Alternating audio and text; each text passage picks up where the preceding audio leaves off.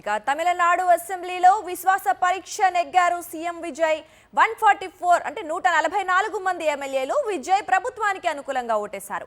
22 మంది వ్యతిరేకంగా ఓటేయగా 5గురు సభ్యులు ఓటింగ్ కి దూరంగా ఉన్నారు. ఇక కాంగ్రెస్, వామపక్షాలు, వీసీకే, ఐయుఎంఎల్ తో పాటు ఏఎంఎంకే, డిఎండికే విజయ్ ప్రభుత్వానికి మద్దతిచ్చాయి.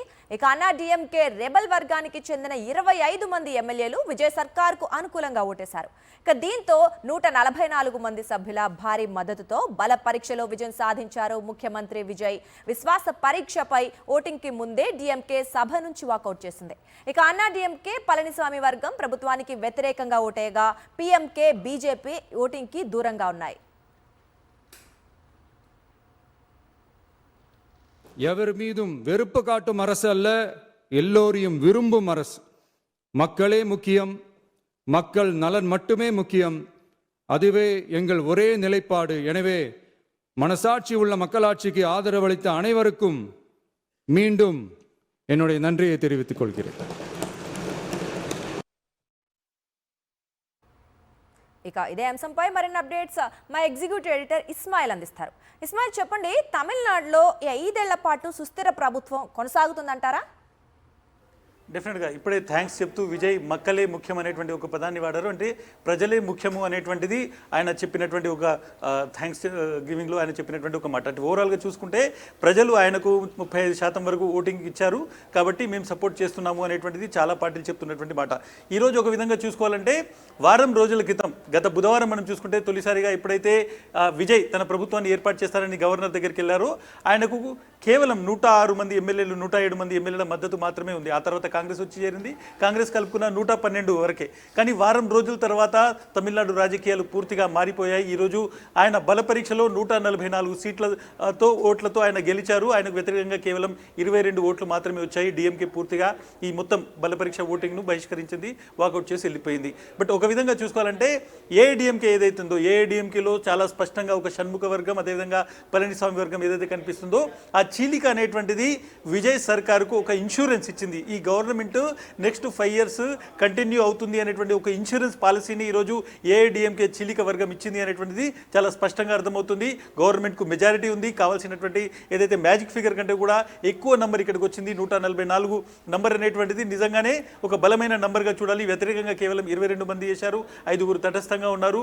డిఎంకేకి సంబంధించినటువంటి వాళ్ళు పూర్తిగా దీన్ని వాకౌట్ చేసి వెళ్ళిపోయినటువంటి పరిస్థితి. సో ఏదైతే తనకు సంబంధించినటువంటి ఇబ్బందులు ఉన్నాయో, లేకుంటే తన ప్రభుత్వం ఏర్పాటు చేసేటువంటి సమయంలో టీచింగ్ ప్రాబ్లమ్స్ ఏవైతే ఉన్నాయో అవన్నీ కూడా గవర్నర్ కలిసేటువంటి సమయంలో ఏదైతే 4 సార్లు ఆయన గవర్నర్ దగ్గరికి వెళ్ళి కలిసారో ఆ సమయంలోనే మొత్తం విజయ్ అనేటువంటిది ఆ అగ్ని పరీక్షను క్రాస్ చేశారు అనుకోవచ్చు. ఈరోజు బల పరీక్ష అనేటువంటిది చాలా కేక్ వాగ్గా కనిపించింది.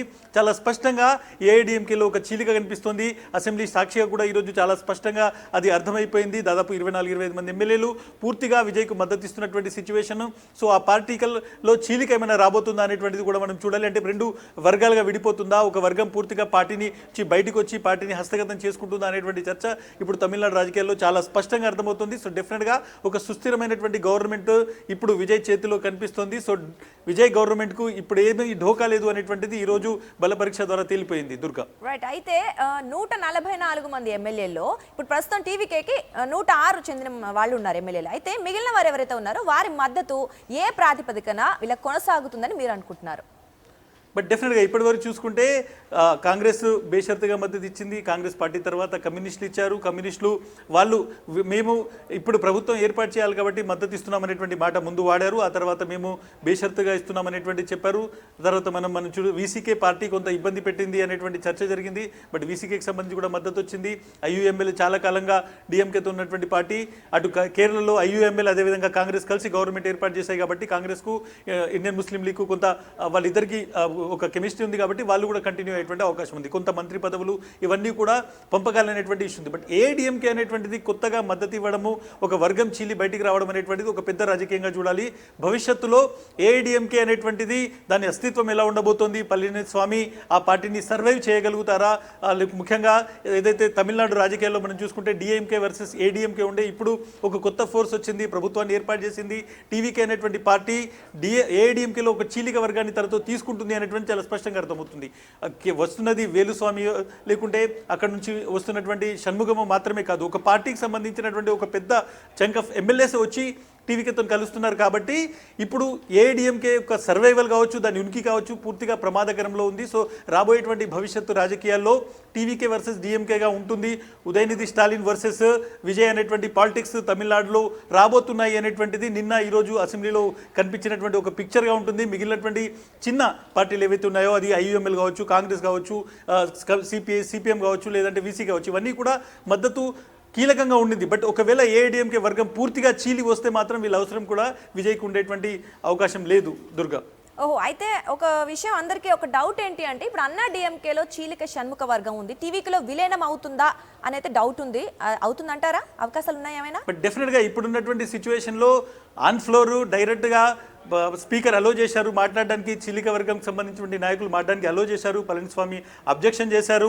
ఇది హార్స్ ట్రేడింగ్కి పాల్పడుతున్నారు విజయ్, అక్కడ ఉన్నటువంటి ఎమ్మెల్యేలను కొంటున్నారు అనేటువంటి ఒక తీవ్రమైనటువంటి ఆరోపణ చేశారు. At the same time Vijay కూడా మాట్లాడుతూ హార్స్ ట్రేడింగ్ చేయను, కేవలం హార్స్ పవర్ లాగా నేను పనిచేస్తాను, ఒక హార్స్ రేస్ లాగా నేను పనిచేస్తాను అనేటువంటి మాటను ఆయన చెప్పడం జరిగింది. సో హార్స్ ట్రేడింగ్ జరుగుతోందా, వాళ్ళు ఎంతమంది ఎమ్మెల్యేలు బయటకు వస్తారు, దాదాపు మనం చూసుకోవచ్చు 47 మంది ఎమ్మెల్యేలు బయటికి రావాలంటే 2/3 మెజార్టీతో వాళ్ళు బయటికి రావాల్సి ఉంటుంది. 32-33 మంది ఎమ్మెల్యేలకు సంబంధించినటువంటి మద్దతు వీళ్ళకు అవసరం ఉంటుంది. కాబట్టి అంతమంది నంబర్ ఉంటారా? ఇప్పుడు చూసుకుంటే 24-25 మంది పూర్తిగా విజయ్ పార్టీకి సపోర్ట్ చేస్తున్నారు అనేటువంటిది మనకు అసెంబ్లీ సాక్ష్యం కనిపిస్తుంది. బట్ డెఫినెట్గా విజయ్ గవర్నమెంట్లో ఉన్నారు. ఎట్ ద సేమ్ టైం చీలిక అనేటువంటిది చాలా స్పష్టంగా గత 3-4 రోజుల నుంచి చాలా స్పష్టంగా కనిపిస్తుంది. ఏఐడిఎంకేకి సంబంధించినటువంటి ఎమ్మెల్యేలు గెలవగానే వాళ్ళని పుదుచ్చేరిలో ఒక రిసార్ట్లో ఉంచారు. అక్కడ చాలా మంది మేము బయటకు వచ్చేస్తామనేటువంటి మాట చెప్పారు. షణ్ముఖం చాలా ఓకల్గా మాట్లాడుతున్నారు. ఇప్పుడు ఎవరైతే ఆ అసెంబ్లీలో ఉన్నటువంటి మొత్తం ఏఐడిఎం సంబంధించినటువంటి ఒక లీడర్, చీలిక వర్గం లీడర్ ఉన్నాడు, ఆయన కూడా చాలా స్పష్టంగా మాట్లాడుతున్న సిచ్యువేషన్. సో చీలిక అనేటువంటిది ఇన్ఎవిటబుల్గా ఖచ్చితంగా జరుగుతుంది అనేటువంటిది అనిపిస్తుంది. ఎంత నెంబర్ బయటకు వస్తారు, ఏ రూపంలో బయటకు వస్తారు, పార్టీ ఎవరికి మిగులుతుంది అనేటువంటిదే మిగిలింది. సో డెఫినెట్గా రాబోయేటువంటి రోజుల్లో ఏఐడిఎంకే అనేటువంటిది చాలా అప్స్ అండ్ డౌన్స్ చూసేటువంటి అవకాశం ఉంది. సో తమిళనాడు పాలిటిక్స్లో ఒక కొత్త ఎరా అనేటువంటిది స్టార్ట్ అయింది.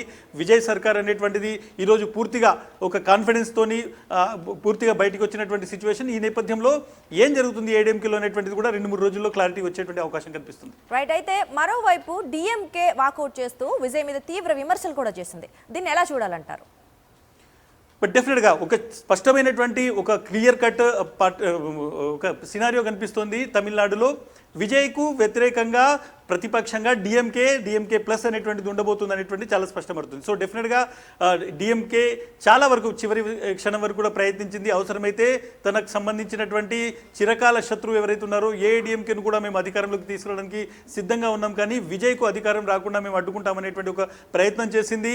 మిగిలిన పార్టీలన్నీ కలిసి ఏఐడిఎంకు సపోర్ట్ చేయాలి, మేము కూడా బయట నుంచి సపోర్ట్ చేస్తాము, పళనిస్వామిని ముఖ్యమంత్రి చేద్దామనేటువంటి ఒక కామెంట్ కూడా డిఎంకే నుంచి వచ్చినట్టు తెలుస్తుంది. ఈ నేపథ్యంలో వాళ్ళు గవర్నమెంట్ ఫామ్ చేయడానికి ప్రయత్నం కూడా చేసినట్టు అర్థమైంది. బట్ ఈ నేపథ్యంలో డిఎంకే డెఫినెట్గా విజయ్కు ప్రధాన ప్రతిపక్షంగా ఉండబోతుంది. ముఖ్యంగా డిఎంకేకి సంబంధించిన లెజిస్లేటివ్ పార్టీ లీడర్గా ఉదయనిధి స్టాలిన్, నెక్స్ట్ జనరేషన్ కరుణానిధి తర్వాత స్టాలిన్ తర్వాత ఇప్పుడు ఉదయనిధి స్టాలిన్ అనేటువంటి వ్యక్తి అసెంబ్లీలో ఆ పార్టీకి సంబంధించినటువంటి లీడర్గా ఎన్నుకోబడినటువంటి పరిస్థితి. సో డెఫినెట్గా ఏజ్ గ్రూపులు చూసుకున్నా, పొలిటికల్కి సంబంధించినటువంటి సినారియో చూసుకున్నా ఒక కొత్త జనరేషనల్ చేంజ్ అనేటువంటిది. అంటే ముఖ్యంగా స్టాలిన్ మనం జయలలితకు సంబంధించిన రాజకీయాలు చేసాం, కరుణానిధి జయలలిత, స్టాలిన్ పళనిస్వామి, ఇప్పుడు ఉదయనిధి స్టాలిన్ వర్సెస్ టీవీకే అనేటువంటిది డెఫినెట్గా వాళ్ళిద్దరి కంపారిజన్ ఉండబోతోంది. వాళ్ళిద్దరి కామెంట్స్ను తమిళనాడు రాజకీయాల్లో ఇంట్రెస్టింగ్గా చూడబోతున్నారు. సో డెఫినెట్గా విజయ్కి స్టాలిన్ ఎవరైతే ఉదయనిధి స్టాలిన్ ఉన్నారో ఆయన ఒక కౌంటర్ పార్ట్గా చూసేటువంటి అవకాశం ఉంది. కాబట్టి రాబోయేటువంటి రోజుల్లో ఒక ప్రధాన ప్రతిపక్షంగా డిఎంకే ఉండబోతుంది. అదే పంథాను, అదే మాటను ఈరోజు చాలా స్పష్టంగా ఉదయనిధి స్టాలిన్ కూడా అసెంబ్లీలో చెప్పారు. విజయ్కి ప్రజా మద్దతు రాలేదు, ప్రజలు ఆయనను ముఖ్యమంత్రిగా ఎన్నుకోలేదు, హార్స్ ట్రేడింగ్ ప్రయత్నాలు కూడా జరిగాయి అనేటువంటి సీరియస్ కామెంట్స్ కూడా చేశారు. కాబట్టి డెఫినెట్గా ఇప్పుడు TVK versus DMK, Vijay versus Udhayanidhi Stalin అనేటువంటిది తమిళనాడు రాజకీయాల్లో ఒక కొత్త పిక్చర్గా మనం చూడాల్సి ఉంటుంది.